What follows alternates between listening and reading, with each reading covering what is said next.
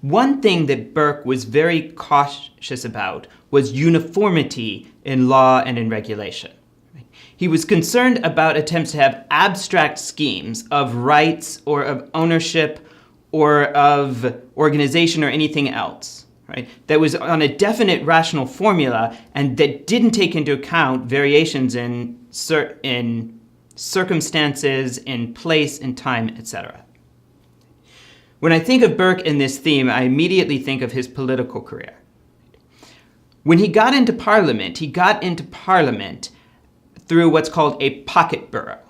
Right? What is a pocket borough?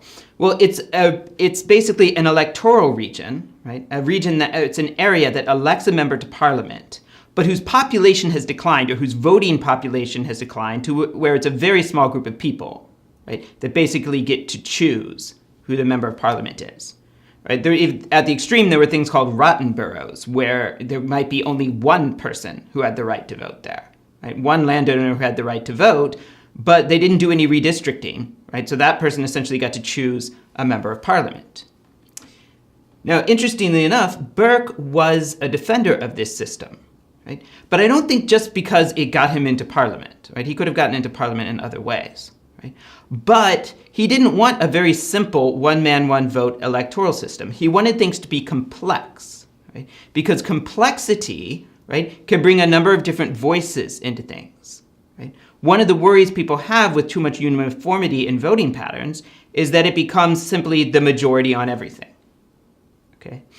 That's one reason we have an electoral college. Right? We have an electoral college because it makes things complicated. Right? It allows Wyoming, right, which is a very rural area, to have more voice than it otherwise would, right, because it gets those 2 senators, right, and it gets 2 extra electoral votes in a presidential election. Right? And in a way, that's an advantage. It means that rural states can have more clout than their numbers alone would allow them, and it provides a certain sort of balance in the legislature and in congressional elections. Right? I like to say sometimes that if we got rid of the electoral college, no presidential candidate would ever go to a rural area. They would just go to the big cities where the great population centers are, because that's where you can drum up the most votes. Right? It's also interesting along these lines to look at Burke's famous speech to the electors at Bristol. Right? So the electors at Bristol elected him to Parliament, and he gave a speech in which he basically said, yeah, I'm not going to do what you want to say. Right? If you all want me to do something, I'm not necessarily going to do it. Why? Because, as he put it, we are a great commercial nation as part of a great commercial empire, right? And I have to think about the whole, right? Not just what is in the personal interests of the people, immediate interests or opinion of the people that elected me. Right? So I'm going to act as a statesman and think about the good of the entire empire and everyone in it, right? Rather than just see myself as, well, as they say, a pork barrel politician, right? Someone who just brings things back for my district.